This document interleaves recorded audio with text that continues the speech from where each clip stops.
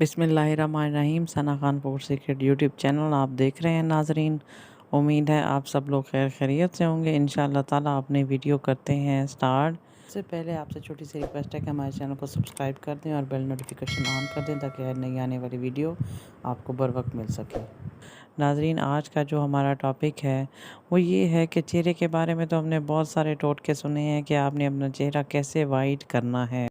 मुख्तलिफ़ क्रीमें हम इस्तेमाल करते हैं और इसके अलावा मुख्तलिफ़ रेमेडीज़, होम रेमेडीज़, टोटके वगैरह भी इस्तेमाल करते हैं ताकि हमारा चेहरा जो है वो खूबसूरत हो जाए। सबसे जो बड़ी बात है जो गर्दन के बारे में है कि जब आपकी नेक का रंग जो है वो डार्क होता है या आपकी स्किन से मैच नहीं करता तो वो बहुत बुरा लगता है और काफ़ी नुमायाँ भी होता है। क्योंकि नाज़रीन, अगर आप धूप में या मट्टी वगैरह में जब आप जाते हो पोल्यूशन की वजह से स्किन की निस्बत जो है आपकी गर्दन की जो स्किन होती है वो काफ़ी सेंसिटिव होती है, तो वो चेहरे के मुकाबले में जल्दी डार्क हो जाती है। कभी आपने देखा होगा कि जब आप धूप में जाएंगे तो आपके चेहरे की निस्बत आपकी गर्दन पे ज़्यादा फ़र्क पड़ेगा। तो जितना हम अपने चेहरे का ख्याल करते हैं उतना ही हमें अपनी गर्दन के बारे में भी उसको उतना ही केयर करनी चाहिए ताकि हमारा चेहरा और गर्दन का एक ही कलर हो और इसमें जो है वो फ़र्क ना हो, तभी आपकी शख्सियत जो है वो प्यारी लगती है। तो आपने अपने गर्दन का उतना ख्याल रखना है जितना आप अपने चेहरे का रखते हैं। तो सबसे पहले तो आप जब शावर लेने जाएं तो आप जो बाज़ार में मार्केट में जो स्पंजेस मिलते हैं, शावर स्पंजेस जो सॉफ्ट होते हैं, आपने वो इस्तेमाल करने हैं और उन्हीं को इस्तेमाल करते हुए आपने अपनी गर्दन को अच्छी तरह साफ़ करना है।